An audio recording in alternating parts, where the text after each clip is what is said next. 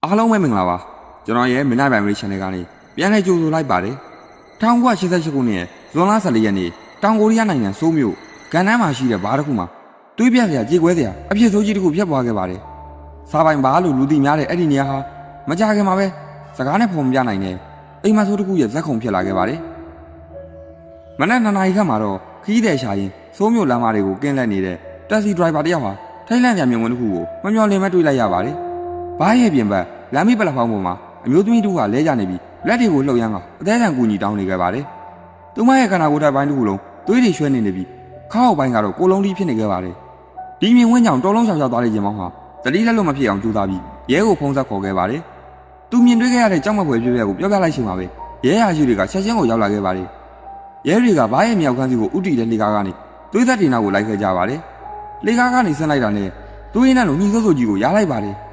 ဘားတဲ့ရောက်တော့စိုးဝါးတဲ့မြင်ကွင်းကိုသူတို့မြင်လိုက်ရပါတယ်။ဘားပိုင်းရဲ့မျိုးသမီးနဲ့သူ့ရဲ့အသီးနှစ်ဦးတို့ဟာနေရာမှာတင်သေဆုံးနေကြပါတယ်။သူတို့ရဲ့ခန္ဓာကိုယ်တွေကရက်ဆက်စွာအပိုင်းပိုင်းဖြတ်တောက်ခံရပါတယ်။ဒီဖြစ်စိုးကနေလွန်မြောက်ခဲ့သူတဦးတည်းသောမျက်မြင်သက်သေကတော့ကေတီပဲဖြစ်ပါတယ်။အဲ့ဒီညမှာဘားပိုင်းရှင်ရဲ့ညီမကသူ့လက်အစားကောင်းတာမှဝင်ထိုင်ပေးနေခဲ့ပါတယ်။ည10 နာရီလောက်မှာမျိုးသားဧည့်သည်3 ယောက်ရောက်လာခဲ့ပါတယ်။သူတို့ဟာတချင်းနေဆိုရင်ကြီးပြူငါတဲ့ပုံနဲ့ရှိတာကြောင့်ရေရိုးဖောက်တယ်တွေလို့ထင်ခဲ့ကြပါတယ်။ဒါပေမဲ့ည12 နာရီလောက်ရောက်တော့ဘားပိုင်းရှင်ပြောင်းလာပြီးအလုတ်လွဲယူချိန်မှာပဲဒီဖြစ်ပျက်ကြီးစတင်ခဲ့ပါတယ်အသက်ရှင်ကျန်ရည်သူကေတီရဲ့ပြောပြချက်အရအဲ့ဒီနေ့ကသူဟာဘားတဲ့ကအခန်းတစ်ခန်းမှာတယောက်တည်းထိုင်တောင်းနေခဲ့တာပါရုတ်တရက်ဆိုလိုရာဇဝတ်သား3 ယောက်ဟာဘားပိုင်ရှင်နဲ့သူ့ရဲ့အသီးကိုကေဘဲကျိုးတွေနဲ့တုံထောင်ပြီးသူမခန်းထဲကိုခေါ်ဆောင်လာခဲ့ပါတယ်လူတို့တွေကပိုင်းချင်းစီကနေရွှေဆွဲကျိုးကိုတောင်းဆိုနေခဲ့ပါတယ်သူမကညှင်းဆန်တဲ့ကရဲရဲဆက်ဆက်ခြေထောက်နဲ့အင်းဖူးချိန်ရိုက်နှက်ခဲ့ကြပါတယ်သူမကတက်ရှမ်းသားပေးကိုတောင်းပန်နေချိန်မှာပဲလူတို့ကဓာတ်ချောင်းကိုပါးစပ်ထဲထိုးသွင်းပြီးနေရက်တီဆွဲပြက်ပစ်ခဲ့ပါတယ်ဘားပိုင်ရှင်နဲ့သူ့ရဲ့အသီးကိုဓာတ်နဲ့ရဲဆက်ဆက်ခေါ်လိုက်တက်ပြက်ပြီးနောက်သူတို့သေပြီးမသေဘူးဆိုတာသိကြသေးဖို့အတွက်သူတို့ရဲ့ခေါင်းတွေကိုလှုပ်ခါကြည့်ခဲ့ကြပါတယ်ဒီမှာသေသွားပြီလို့ပြောပြီးထွက်သွားခဲ့ကြပါတယ်အဲ့ဒီနောက်ကေတီကအပြင်မှာအမှန်ကွဲတဲ့ရေဆေးတန်တွေကို10 မိနစ်ခန့်ကြားနေရပါတယ်ပြီးတော့မြန်သွားရအောင်ရှိမရှိဘူးဆိုတဲ့စကားနဲ့တူရာဇဝတ်သားတွေထွက်ပြေးသွားကြပါတယ်လို့သိရပါတယ်ကေတီဟာလေပင်ကိုဓာတ်နဲ့ထိုးဓာတ်နဲ့မုံခံရခဲ့ပေမဲ့ကံကောင်းစွာနဲ့အသက်အန္တရာယ်ရှိတဲ့နေရာတွေကိုမထိခဲ့တာကြောင့်ကံကောင်းစွာအသက်ရှင်ခဲ့ပါတယ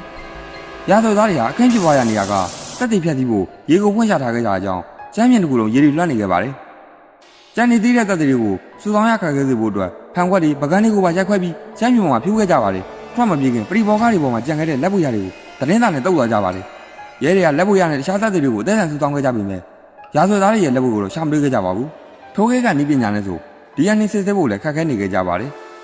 ်ဒါအပြင်1998ခုနှစ်တုန်းကဖြစ်ခဲ့တာကြောင့် CCTV ကလည်းကြဲကြဲပြန့်ပြန့်မရှိသေးပါဘူးအဲ့ဒီနေ့ကကမ္ဘာပလားဘောလုံးပွဲရှိတာကြောင့်တမျိုးလုံးကလူတွေဘောလုံးပွဲကြည့်နေတဲ့အတွက်မျက်မြင်သက်သေရှာဖွေဖို့ကလည်းရန်ခတ်ခဲ့ပါတယ်။ရာဇဝတ်သားတွေကေတီကိုပြောခဲ့တဲ့စကားကိုတော့သူမကောင်းကောင်းမှတ်မိနေခဲ့ပါတယ်။ဒါနဲ့ရှင်းရောက်ခဲ့ရချိန်မှာသူမကကျမယောက်ျားကအုံနောက်ခွဲစိတ်နေရလို့အလုံးမလုံးနိုင်ဘူး။သာတော့ဆိုင်မှာလုံးနေရတယ်။နေသားလောက်ဟာကနဲ့မနေ့ရက်တည်နေရတာပါလို့တောင်းပန်ခဲ့ပါတယ်။အဲ့ဒီချိန်မှာရာဇဝတ်သားတို့ကငါတို့လည်းမင်းနဲ့ရှင်နေချင်းတူတူပဲ။ငါတို့ကုံမီပိတ်သွားလို့ငါတို့လည်းဒီလိုဖြစ်ချင်လို့မဟုတ်ဘူးလို့ပြောပြီးပတ်စံတောင်းခဲ့ပါတယ်။သူတို့ဟာကေတီစီကနေဒေါ်လာ60လက်ဝတ်ရတနာတွေနဲ့ခရစ်ကတ်ကိုယူသွားကြပါတယ်။နောက်ထပ်ကေတီတရီထားမိတဲ့နောက်တစ်ချက်ကရာဇဝတ်သားတွေအသုံးပြုခဲ့တဲ့ဓာတ်ဟာပုံမှန်မဟုတ်ဘူးဆိုတာပါပဲ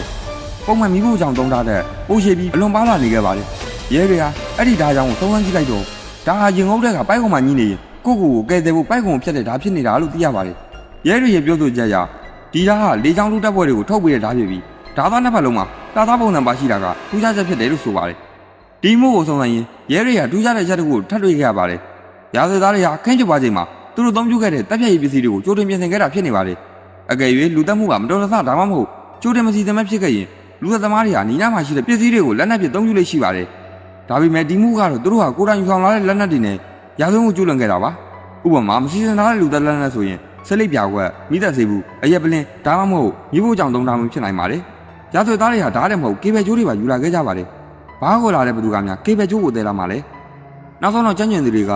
ဒီရာဇဝတ်သားတွေဟာတာမန်လူတွေမဟုတ်ဘူးအတိတ်ကလူသက်မှုကျူးလွန်မှုသူတွေဖြစ်နိုင်တယ်လို့ကောက်ချက်ချခဲ့ပါတယ်။မှုခင်းစေပညာဌာနရဲ့ပါမောက္ခကတေကောင်းသူတွေရဲ့ခန္ဓာကိုယ်ရှင်တွေကိုကြည့်ခြင်းအပြင်ဒီလူတွေကလူသက်မှုတော့ကျွမ်းကျင်ခြင်းလေ့ကျင့်ထားပုံရတယ်လို့သုံးသပ်ခဲ့ပါတယ်။ဒါအပြင်ရဲတွေကအခင်းဖြစ်ပွားရာနေရာကကျမ်းမြေပေါ်မှာရာဇဝတ်သားတွေမတော်သားချထားခဲ့တယ်လို့ယူဆရတဲ့ရာဘာလက်အိတ်တစ်ခုကိုပါချောက်တွေ့ခဲ့ပါတယ်။ဒီလိုလက်အိတ်မျိုးကိုလက်ထောက်နဲ့ပြည်ထုတ်လုပ်တဲ့စက်ရုံလုပ်သားတွေနဲ့စားအုပ်ချုပ်တဲ့စက်ရုံလုပ်သားတွေကအများဆုံးသုံးကြရတယ်လို့သိရပါတယ်။တနည်းအားဖြင့်ရာဇဝတ်သားတွေကလက်ထောက်နဲ့ဒါမှမဟုတ်စားအုပ်ချုပ်စက်ရုံလုပ်သားတွေဖြစ်နိုင်တယ်လို့သက်သေတစ်ခုပါပဲ။ဒါပေမဲ့ဒီတစ်ခုတည်းနဲ့တော့တရားခံတွေကိုဖော်ထုတ်ဖို့ကမလုံလောက်သေးပါဘူး။ ရဲတွေကရောင်စားတွေနဲ့ပုံလူပကြီးကိုဖန်တီးပြီးတစ်မျိုးလုံးကဖြန့်ဝေခဲ့ပါတယ်ဖမ်းမိနိုင်မှုဒါမှမဟုတ်သတင်းချက်လက်လေးတစ်ခုရနိုင်မှုမျှော်လင့်ခဲ့ကြပါတယ်ဒါပေမဲ့အကောင်းဆုံးချိုးဖောက်မှုတွေလုပ်ခဲ့ပြီးမဲ့ဒီမှုဟာယနေ့28နှစ်ကြာတဲ့အထိဘသူတွေလဲဆိုတာမဟုတ်နိုင်သေးတဲ့ဖြစ်ရမှန်ဇလန်တစ်ခုပဲဖြစ်ပါတယ်ကျွန်တော်နာမည်ကအောင်ပါဒီဖြစ်တာကျွန်တော်နဲ့ကျွန်တော်မိန်းမအပန်းပြေကြီးထွက်ခဲ့တော့ကဖြစ်ခဲ့တာပါကျွန်တော်တို့ဟာပင်လယ်ကမ်းခြေတစ်ခုကိုသွားခဲ့ကြပြီး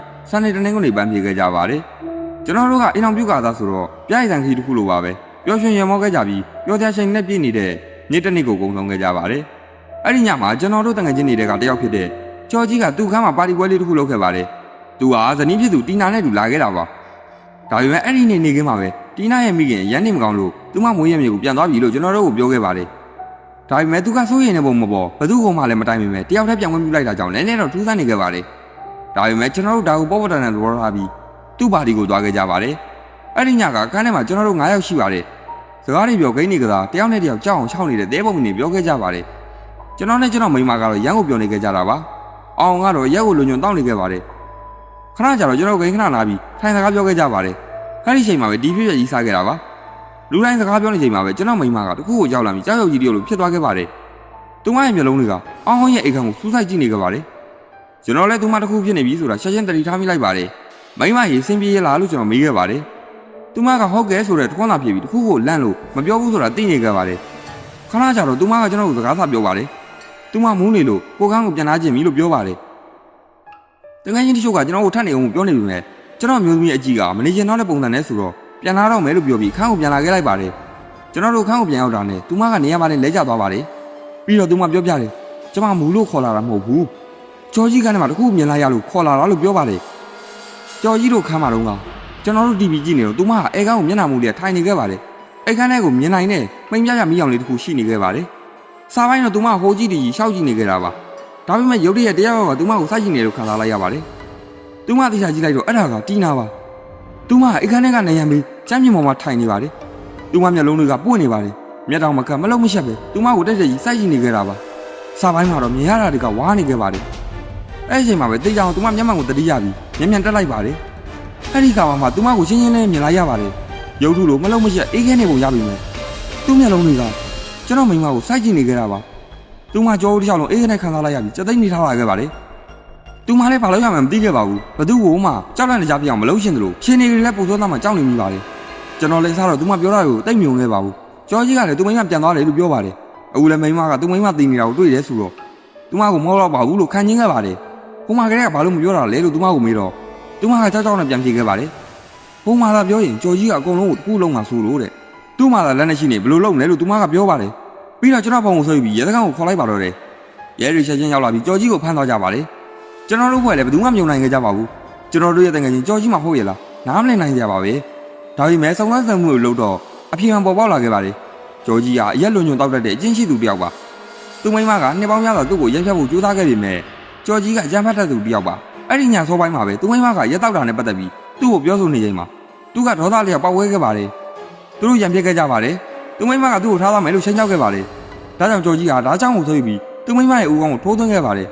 သူမရှာရှင်းတိတ်ဆုံးသွားခဲ့ပြီးသူကတော့သူမိန်းမကိုအခန်းထဲမှာပဲထားခဲ့ပါတယ်သူကကျွန်တော်တို့နဲ့တူပါတီလို့နောက်ပြန်ရက်တောက်ခဲ့ပြီးအဲ့ဒီချိန်တစ်ချောင်းလုံးမှာသူမိန်းမရဲ့ခန္ဓာကအခန်းထဲမှာပဲရှိနေခဲ့တာပါကျော်ကြီးကိုထောင်းနှံတက်တက်ကြုံချမှတ်ခဲ့ပါတယ်ကျော်ကြီးမိန်းမကအဲ့ညတုန်းကကျွန်တော်တို့ပြောနေတာကိုတေချာမြင်ခဲ့မယ်ထင်ပါတယ်ဇလန်လေးကတော့ဒီမှာနေပြီးပါပြီပရိသတ်တို့လည်းအရက်တွေရှော့တော့ကြပါလို့ပြောရင်ကျွန်တော်ရဲ့ horror story လေးတွေကိုနှစ်သိမ့်ကျွန်တော် channel လေးကို like and subscribe လုပ်ကြပါဦးဗျာ